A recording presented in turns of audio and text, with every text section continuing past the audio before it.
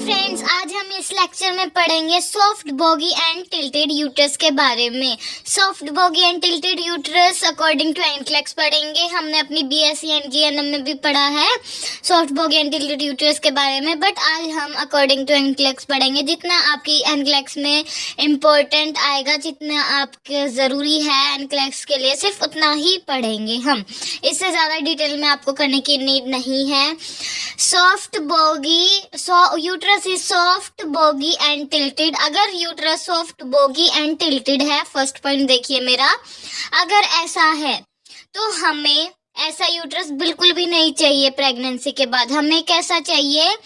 We want hard, firm and mild uterus, but we don't want this type of uterus soft bogy and tilted because it lead to hemorrhage। क्योंकि ये क्या करता है? hemorrhage cause करता है। hemorrhage हो सकता है इसका कारण, इसलिए हमें इसको पॉइंट को स्टार मार्क कर लेना। Hard, firm and midline uterus चाहिए। क्यों चाहिए? बिकॉज ये हमारे लिए बहुत परफेक्ट होता है आफ्टर डिलीवरी। अगर हमारा ऐसा यूट्रस है सॉफ्ट बोगी एंड टिल्टेड, इसका क्या रीजन है? मेन इसका रीजन ये है, major reason for soft boggy tilted uterus is urine in bladder की। जो पेशेंट है उसके ब्लैडर के अंदर यूरिन है, इस वजह से उसका ऐसा यूट्रस हो गया है। मेजर रीजन है क्या? Urine in bladder. अब अगर ऐसा हो रहा है, उसका सॉफ्ट बोगी टिल्टेड यूट्रस हो रहा है अगर, तो हम क्या करेंगे? फर्स्ट स्टेप वाइज आप करना, और ऐसे ही आपको एग्जाम में कोई सिनेरियो भी आ सकता है। ऐसे ही फर्स्ट स्टेप में आप क्या करोगे? जो मदर है उसको हम बोलेंगे एम्प्टी द ब्लैडर। अगर वो नॉर्मल डिलीवरी वाली है तो हम क्या बोलेंगे उसको?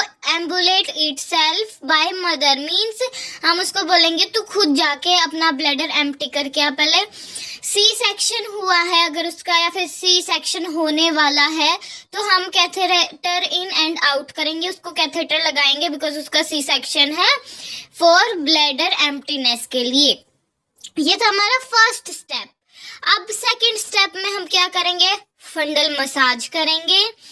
थर्ड क्या होगा? ब्रेस्ट फीडिंग करवाएंगे। अगर ब्रेस्ट फीडिंग करवाते हैं तो हमारा ऑटोमेटिकली ऑक्सीटोसिन रिलीज होता है, बट वो इनफ नहीं होगा, तो हम उसके बाद फोर्थ स्टेप में क्या करेंगे? उसको ऑक्सीटोसिन इंजेक्शन भी देंगे हम उसको। एंड देन उसके बाद फिफ्थ स्टेप क्या होगा हमारा? लास्ट स्टेप, मिथार्जिन देंगे। मिथार्जिन देंगे हम फिफ्थ स्टेप में। और जो मिथार्जिन है हम किसको नहीं देते? It can not give to hypertensive mother. क्यों नहीं देते? बिकॉज मिथार्जिन है वो क्या करवाता है? अपने जो वाइटल्स होते हैं उसमें उनको इंक्रीज करवाता है। स्पेशली बीपी को ये क्या करवाता है? इंक्रीज करवाता है। तो अगर वो पहले से ही हाइपरटेंसिव मदर है, पहले से उसको बीपी इंक्रीज की प्रॉब्लम है, और अगर हमने ये दे दी तो उसको फर्दर और ज़्यादा कॉम्प्लिकेशन हो जाएगी बीपी हाई की, उससे उसको और ज़्यादा कॉम्प्लिकेशंस हो सकती है कार्डियक की। सो इसलिए नहीं देते बीपी कॉम्प्रोमाइज वाली को, मदर को। आप एक नोट है, छोटा सा नोट डाल लीजिए, ये ज़्यादा ज़रूरी भी नहीं है, बट फिर भी आप, अगर आपको मतलब जनरल नॉलेज का क्वेश्चन है सिर्फ ये, जो किक काउंट होते हैं वो कितने होते हैं according to NCLEX? 10 kick in 1 hour. जो बेबी होता है 1 आवर के अंदर वो 10 बार किक करता है इन द वॉर्म के अंदर। ओके, ये नोट डाल लेना, ये कोई मतलब आएगा नहीं पेपर में, बट वैसे ही जनरल नॉलेज के लिए मुझे कहीं मिल गया था ये पॉइंट, इसलिए मैंने लिख लिया था।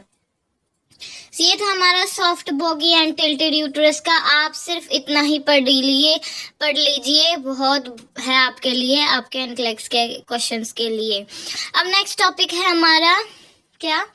लोकिया। लोकिया क्या होता है? ये क्या एक टाइप से हम इसको क्या बोलेंगे? डिस्चार्ज होता है ये एक टाइप से।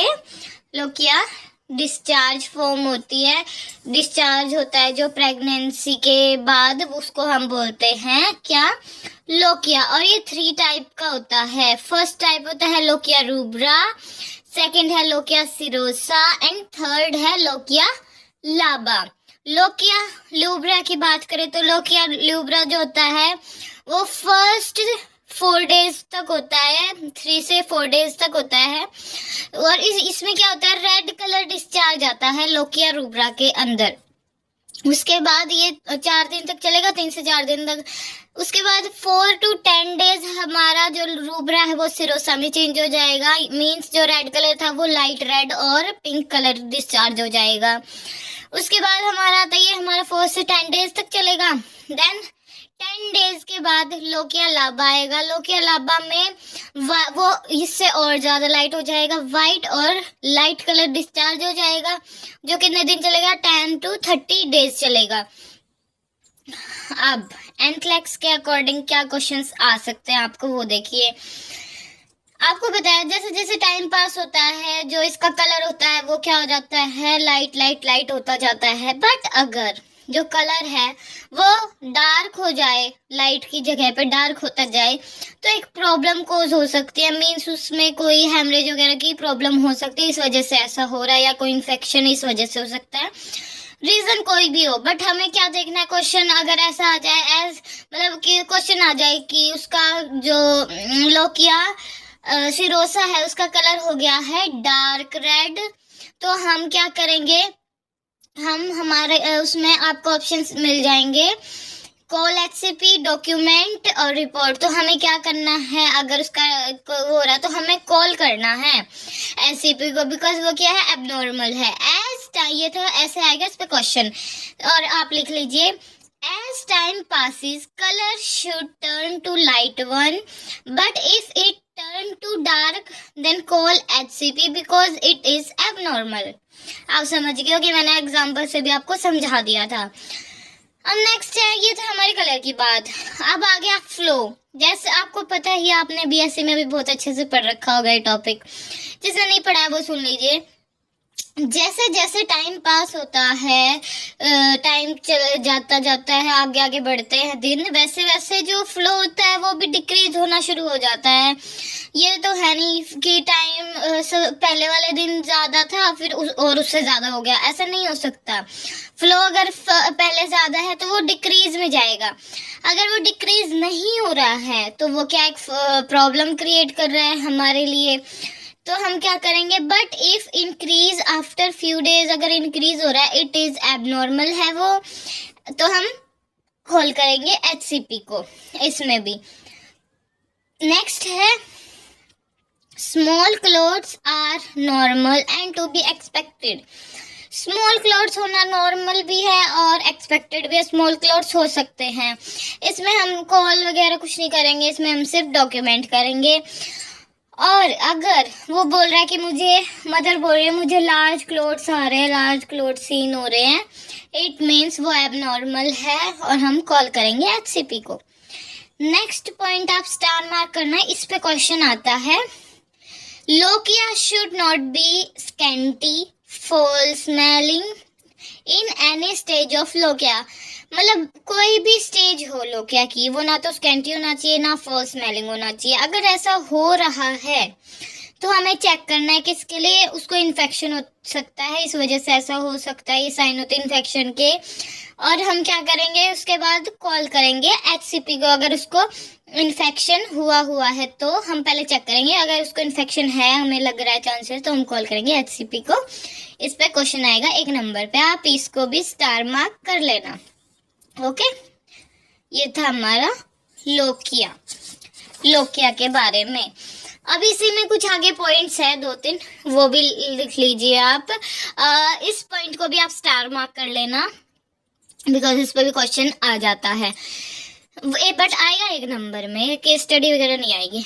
इन normal vaginal delivery for first 24 hour temperature is up to 100.4 degree Fahrenheit. पहले 24 घंटे 100.4 डिग्री तक टेम्परेचर हो सकता है। ये नॉर्मल है, एक्सपेक्टेड है कि ऐसा हो सकता है।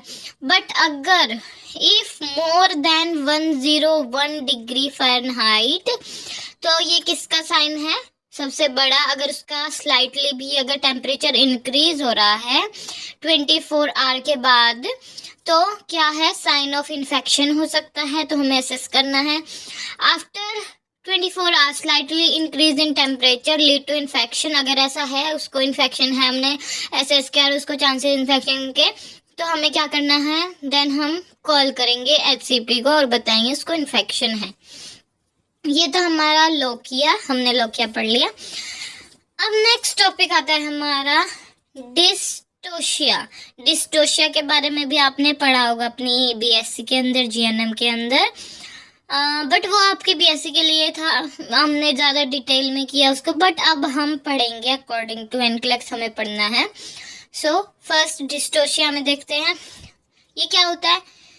स्लो एंड पेनफुल लेबर होता है, स्लो भी होता है और पेनफुल भी होता है, without fully dilation and effacement. मैंने आपको पहले बताया डायलेशन इफेसमेंट क्या होता है, ना तो उसकी फुली डायलेशन हुई होती, ना उसकी इफेसमेंट हुई होती, और फिर भी स्लो और पेनफुल लेबर हो रहा है उसको, वो क्या होगा, डिस्टोशिया।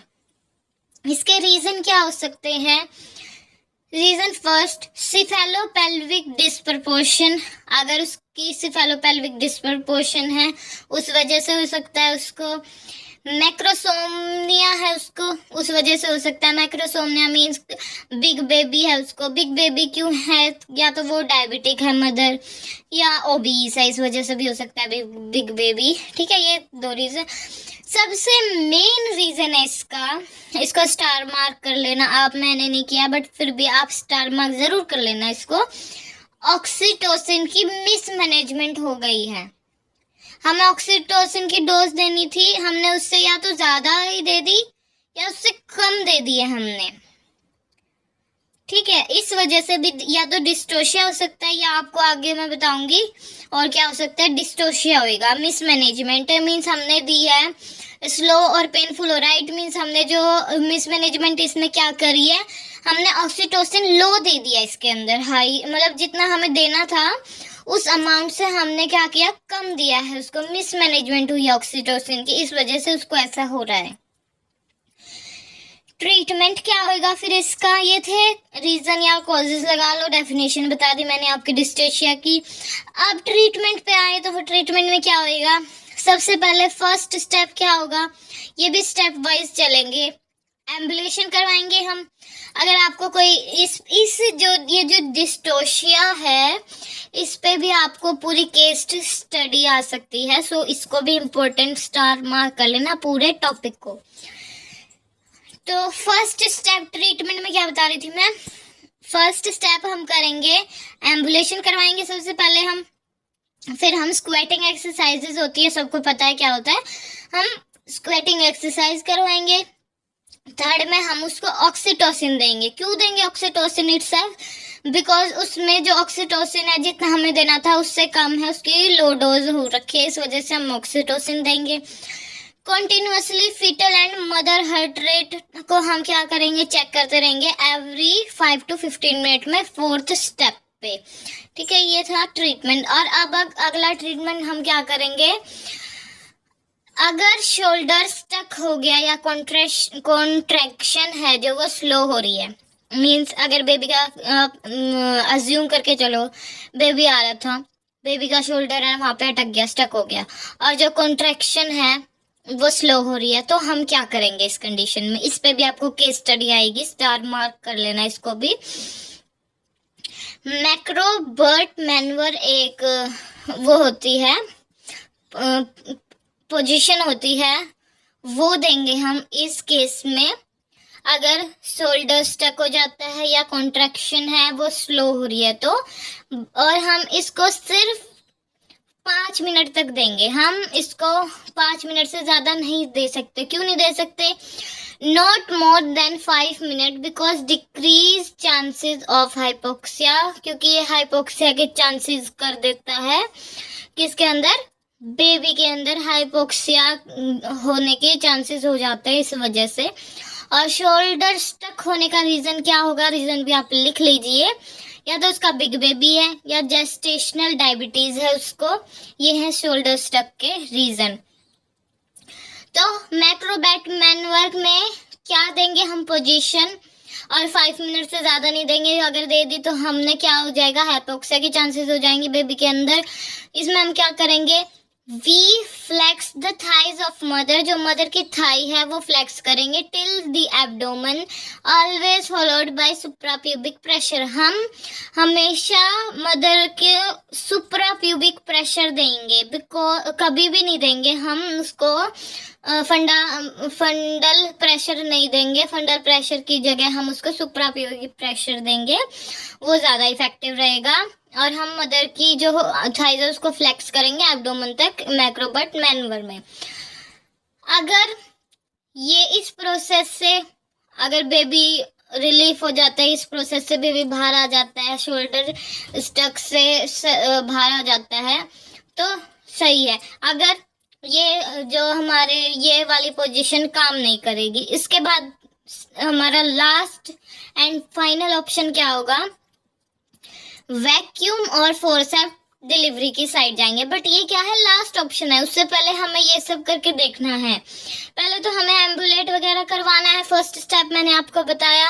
देन हमें स्क्वेटिंग एक्सरसाइज कराना, उससे भी इफेक्ट नहीं हुआ, फिर हमें ऑक्सीटोसिन देना है। अगर उससे नहीं हुआ तो हम मैक्रोबट मैनवर पे आना है, और मैक्रोबट मैनवर भी नहीं अगर काम आई तो लास्ट ऑप्शन हमारा यही है, वैक्यूम और forceps delivery. Avoid फंडल pressure, always apply suprapubic pressure. हमें हमेशा सुप्राप्यूबिक प्रेशर देना, फंडल प्रेशर नहीं देना। फंडल प्रेशर देने से जो क्या किसके चांसेस हो सकते हैं, मतलब अगर हम फंडल प्रेशर देंगे तो अंदर कॉम्प्लिकेशंस के चांसेस हो सकते हैं, बेबी को भी प्रॉब्लम हो सकती है इस वजह से उस टाइम पे। नेक्स्ट पॉइंट है, ऑलवेज यूज 18 गोज नीडल। हमेशा हम 18 गोज नीडल ही यूज करेंगे। क्यों? बिकॉज ये साइज स्टैंडर्ड साइज है और अप्रोप्रिएट साइज है। And assessing the epidural space, जो एपिड्यूरल स्पेस होता है उसको असेस करने के लिए ये साइज स्टैंडर्ड और अप्रोप्रिएट है। और ये क्या करता है, जो पोटेंशियल कॉम्प्लिकेशन है, कोई कॉम्प्लिकेशन होगा नीडल से, उनको मिनिमाइज करवाते हैं, उनसे बचाता है। ये स्टैंडर्ड साइज होता है 18 गोज। अब ये थी हमारे पोजीशन वगैरह दे दी, सब कर दिया उसको। अब ये सब चल रहा है, मींस मैक्रोबट मैनवर चल रहा है उसका। तो मैक्रोबट मैनवर में जो आरएन है उसकी क्या रिस्पॉन्सिबिलिटी होगी, मींस हमारी क्या रिस्पॉन्सिबिलिटी होगी, वो देखो आप। Passing of time, tell the doctor. जैसे जैसे टाइम पास होगा हमें डॉक्टर को बताना है कि उसका जो 5 मिनट है उससे ज़्यादा टाइम हो गया है, तो आप स्टॉप कर दीजिए। ये है हमारी फर्स्ट रिस्पॉन्सिबिलिटी। एंड हम साथ साथ हमारी ही रिस्पॉन्सिबिलिटी है कि हम अप्लाई करेंगे सुप्राप्यूबिक प्रेशर को। और थर्ड, हम मोर देन 5 मिनट अगर हो गई है हम क्या करेंगे, आइधर हम किसके लिए रेडी रहेंगे, be ready for vacuum and forceps delivery. जैसे हमें लगा कि मोर देन 5 मिनट हो गया, हमें फटाफट वैक्यूम और फोर्सेप्स डिलीवरी के लिए रेडी रहना है। डॉक्टर को साथ साथ जैसे जैसे टाइम पास होगा हमें डॉक्टर को बताना है कि टाइम हो गया है, बिकॉज वो तो उसमें बहुत ज़्यादा बिजी हो जाएंगे तो वो ध्यान नहीं दे पाएंगे टाइम की साइड। तो हमें इस चीज़ की हमारी रिस्पॉन्सिबिलिटी है, ये हमें ये सब मैनेज करके चलना है सब कुछ, अदरवाइज हमें प्रॉब्लम हो सकती है और मदर को भी बहुत ज़्यादा प्रॉब्लम हो सकती है, क्योंकि जो उसका बेबी है उसको वॉर्म के अंदर हाइपोक्सिया के चांसेस अगर 5 मिनट से ज़्यादा हो गया तो। अब नेक्स्ट है प्रिसिपिटेशियस लेबर। ये वाला टॉपिक हम अपने नेक्स्ट लेक्चर में पढ़ेंगे। एंड आप जितना भी मैंने आपको कराया है अकॉर्डिंग टू एनक्लेक्स ही कराया है, इससे ज़्यादा आपको पढ़ने की नीड नहीं है, ना आपको कोई भी बुक फॉलो करने की नीड है। एक्स्ट्रा एडिशनल बुक्स की ज़रूरत नहीं है। अगर आप इन नोट्स को अप्लाई करके देखोगे अपनी बीएससी में अपने एनक्लेक्स में, आपका एग्ज़ाम क्लियर हो जाएगा जल्दी ही। बट आपको जैसे जैसे मैं कराती हूँ मेरे साथ साथ आपको डे बाय डे जो मैं कराऊँ वो साथ साथ अप्लाई करना है अपने क्वेश्चंस पे, साथ साथ आपको पढ़ना है, तब आपका एग्ज़ाम क्लियर हो जाएगा। Thank you so much guys. And आपको अगर और नोट्स चाहिए और वीडियोस चाहिए हैं तो आप मेरी वीडियो को, मेरे चैनल को सब्सक्राइब कीजिए, आगे आगे शेयर कीजिए। और नेक्स्ट लेक्चर में हम पढ़ेंगे क्या, प्रिसिपिटेशियस लेबर क्या होता है ओबीगायनी के अंदर according to NCLEX. Thank you so much guys.